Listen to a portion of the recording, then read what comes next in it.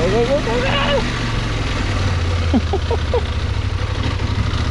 yeah.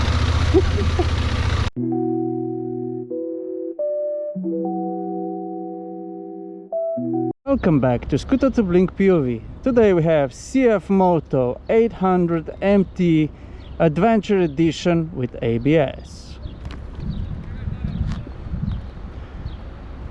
That's a completely different type of motorbike. I never rode anything like that before. It's for, as the name suggests, adventure, for adventuring, for off-terrain, long rides, etc. Not for city rides, for what I am about to do to it today. It's a huge bike, very narrow, comfortable, tacky, predictable, everything a bike such as this should be. Well, I just picked it up. I didn't have a lot of time on it, but through the video I will get more and more experience. So what do we have? We have KTM-Derived power plant. It's a parallel twin 800cc engine producing 92 horsepower or 67 kilowatts and 77 newton meters of torque at around about 6,500 rpm. So it lives in low rpms with high torque. It's a very predictable engine, not a show-off bike unlike the Honda was last week. So it's a completely different bike. Well, there's so much going on. First of all, I gotta check the design. I mean, do you get any ideas what this looks like? Yeah, it's, let's just say it's a very interesting design. We got LED. I think it even has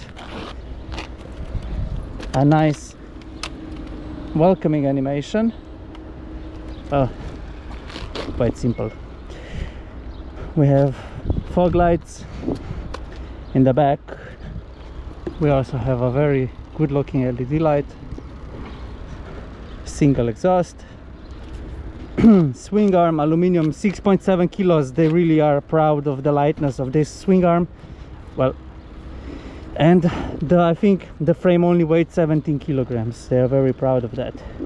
We got some protecting layers, though I would also like to have for the radiators. After you get some stuff inside, it bends, so we got a nice protection if it falls.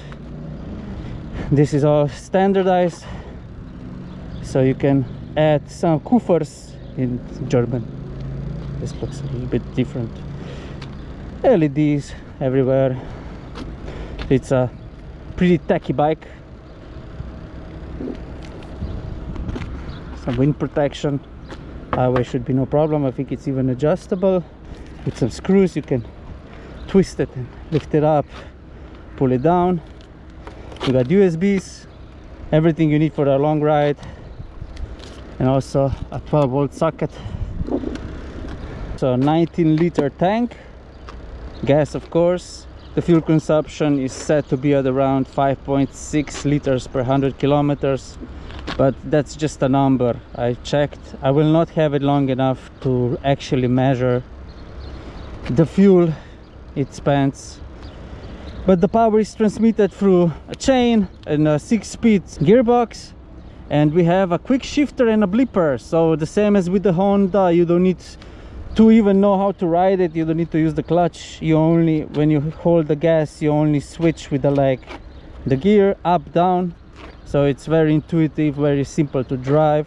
In front we have 160 millimeters reverse forks with preload, rebound and compression adjustable. And in the back we got 160 millimeter suspension, but it is quite a heavy bike. It has 231 kilograms, which makes it the heaviest bike I ever rode. Right behind is the Honda. but it's okay, it doesn't feel too heavy. It's actually quite comfortable. The height of the seat is actually a little bit taller than the Honda. It's 825 millimeters high, so me being 180, 182, I can still put my foot flat down, though if there's an uneven terrain I will already be trying to catch some grip and control. So it's not really comfortable anymore. It really cuts, the seat cuts into my thighs a little bit. I can feel it now. So it's, I wouldn't say I'm 100% content anymore, but it's still comfortable. And the seat is very comfortable. I didn't mention in Honda my ass was hurting so bad after 2 days, but this is really different. Still gets hot. I don't understand why the seats are black. Please make them white. As mentioned before, this bike is loaded with functions, really loaded. To start, something that I really appreciate is this CRS CF radar system. Basically it's a blind spot radar. Like in the car, you see in the mirror the light shines when you have a car in that spot. The same is with this bike. If somebody comes too close to the back, too close to the side, your screen will actually light, so you actually get a notification, and it will even beep if it's too close. So even if you try to drive a little bit more aggressive, you will have beeping everywhere. So it will be annoying to ride among the cars and stuff like that. I'm not sure if you can turn it off. I will check it, but probably not, because it's a safety hazard. Regarding the controls, we have a nice beep, right and left. Press it in to turn it off. This is infotainment controls, media, loudness. You have some Siri. I don't even know, does it talk? Not enough headsets. Okay, so you also have a cruise control, so plus, minus, on, off. I will try it when I take a ride. And on this side I actually have to go around. Start button, turn off button, those are the fog lights, and this is the hazard lights, gas, brakes, you know, yada yada. You know, it's a pretty straightforward bike. The main thing going on is in infotainment. We have 4 riding modes. It's all-terrain, normal, sport, and rain mode. So for riding modes, it's a ride-by-wire, and all of those modes have, and they deliver the same power. The only difference is the way it delivers power. And we also have heated grips, and wait a second, those are heated as well, the seats. But right now I don't need to turn it on, thankfully, but it's an option, so it helps with comfortable driving. And regarding, you can connect your phone, and you also have Apple CarPlay and Android Auto through the CFMOTO app. It's a nice bike. Let's go see how it rides. RPM team from CFMOTO Center, Slovenia was kind enough to borrow this to us for today. I have to say, a very nice and friendly team of people. Please go visit them. They will hook you up with the bike you need and want. You will not be sorry. Let's see. First, we are greeted. Straightforward. Already checking the map. Very effective. Turn it on. And we are here. The ABS, traction control. And let's see. Riding it slowly. So what I have to say, it's quite a jerky. It's a twin, but in low RPM, if you go below a certain point, it becomes really tight. It's jerky a little bit. But I think that's because of the engine, not because... I got spoiled from a Honda last week because it's so smooth. 4 cylinders engines are just something else. But otherwise, it's really maneuverable. I can really do a small circle. Gotta say, because I had this bike for a few 1 hour, 2 hours, so I'm still getting used to it. But like, I feel comfortable on it. Regarding the sitting position, it's similar to the Hornet. You're still in front a little bit, but it's much more narrow. I feel like I'm riding a Parrot, to be exact. But still got some character. So that's,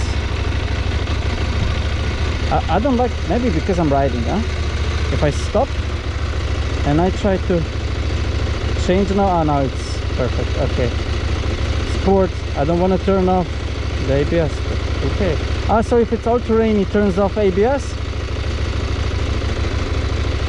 but I would like to keep it in, that's not normal mode, but let's keep it in sport then, and let's go test it. It's interesting, we learn together. So of course, if you're driving, naturally the functions are not there for you, because I mean, you cannot change them while you're riding. It's not a car, and even in the car you're not allowed to do that sometimes.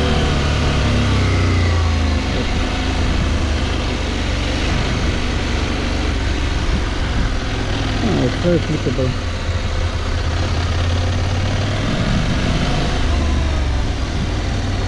If I compare it to a Honda, I could say it's even more, it's very narrow, much more narrow. In Honda I was like this. But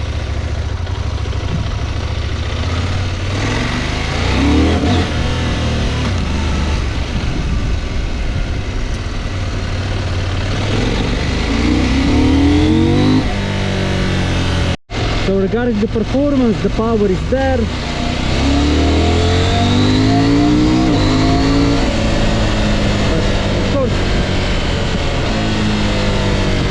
Because it's a two-cylinder engine, its power and torque lives down in low RPMs, so the maximum is at 6,500 RPMs.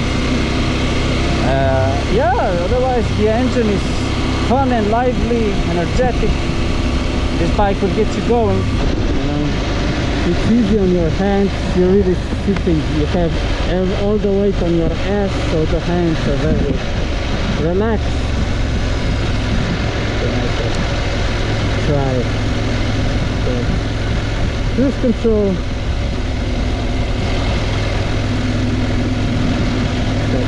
How low can we go? You can set it. Wow, 40 kilometers is minimum though. To me. So I never used a cruise control on a motorbike before, just saying. So now we'll take also I will take now some time to explain. So here we have the fuel gauge, the electricity level of voltage, temperature of the engine, RPM.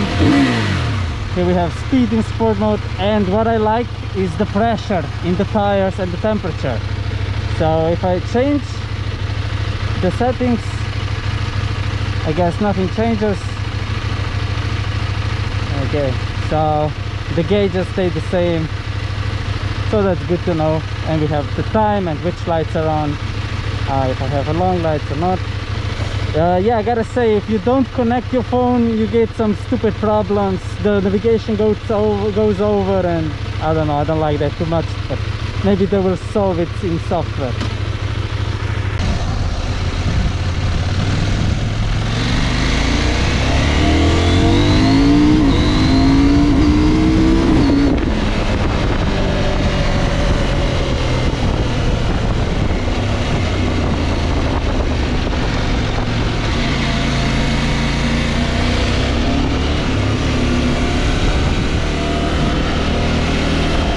This is the road that this bike is for, in my opinion.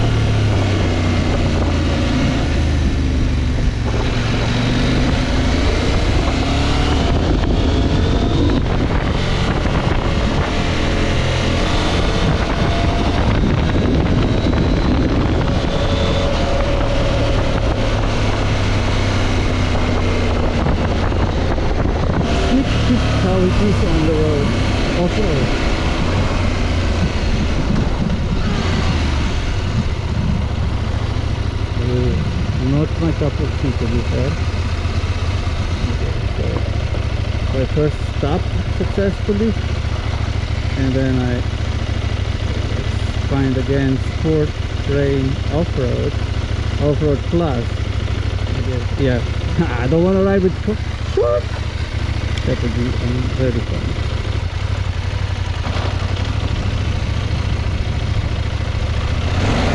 Yeah.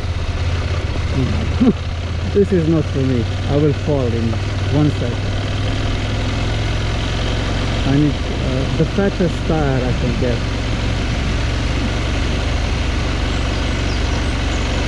But this should be very fun on MT450 because it doesn't have so much power. It's probably also much lighter. I should check more.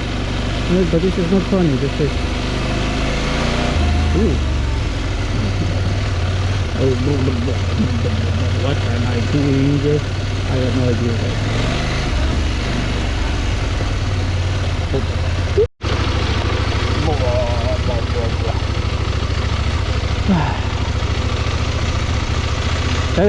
This is actually pretty nice.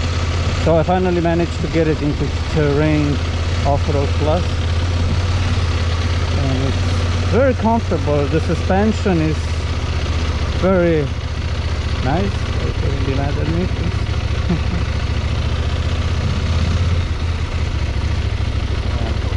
I hope I can turn around.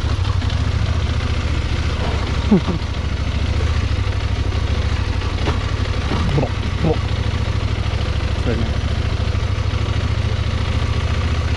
This must be so fun if it's actually meant for it. Oh yeah. Go, go, go, go, go,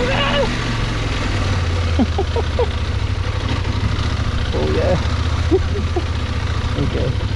I made it! I'm on top of the world! And this will be it for now. I will not push it more than that. Yes.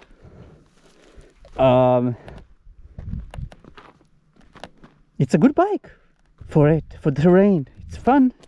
It's nice. Let's go back. Yeah, whatever. This is not for me, but it should be for the picture, huh? Yes. It's in sport mode again. Why?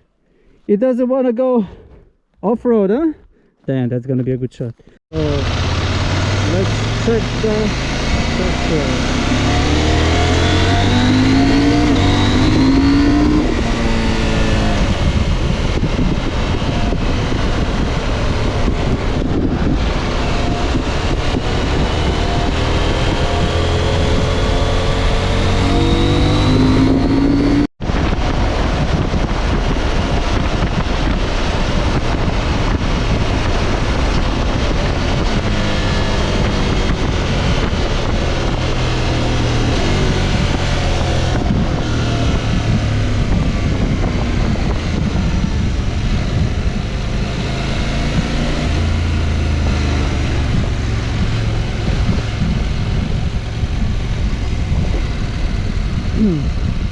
So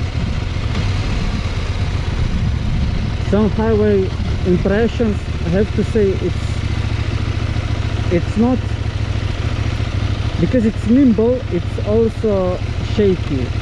I don't know how to say it. It's not so stable as the Honda was, because Honda was a bit more lower to the floor and it was also more stable at high speed. Here, when I press gas and I release it or jerk it, it really, I always get a little nimble, and it doesn't really give you confidence. But yeah, that's a trade-off for being so, you know, nimble. Pick your poison, right? You know, it's a trade-off. So it's, even though it has this window, still at 100 kilometers I feel the wind, and to be honest, I didn't really feel safe, but yeah, you know, it's okay. The legs are really in relaxed position. This gets a little bit hot, but I never got burned on the engine before like I did on CF450 CL Bobber.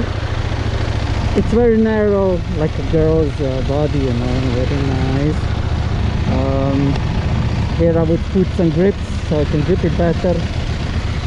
but otherwise my legs are very relaxed. I have no cuts from my protectors. On Honda, oh my god, I got so many cuts because it's very sporty, and I always had to suppress the leg when I was changing gears, so that was really cutting into my flesh. But this one is very nice. It's like a Zofa basically. Nice protections everywhere. It's a very nice ride. I'm not tired, my ass is not hurting. I can feel it a little bit, but it's nothing horrible. And that's it, guys, the CFMOTO MT800. A great bike for the money, 10,000 euros. You get so much tech. A great adventure bike capable of commuting on the road, off-road. Many techy and conveniences on it. For me, not a bike for me, for my taste, but I understand somebody who loves the road, why they would pick this one. And yeah, stay tuned, guys. Thank you for watching. Like the video, leave a comment, and see you in the next one. Bye. Do you want to protect your motorbike or add an extra layer of protection for your motorbike, your loved motorbike, while still keeping the versatility? I created a compartment in which you put the AirTag, close it, and then you find a way, you find on your frame where you can fix it, hide it, so you have additional layer of protection. You can check on Apple Maps, Find My, where the location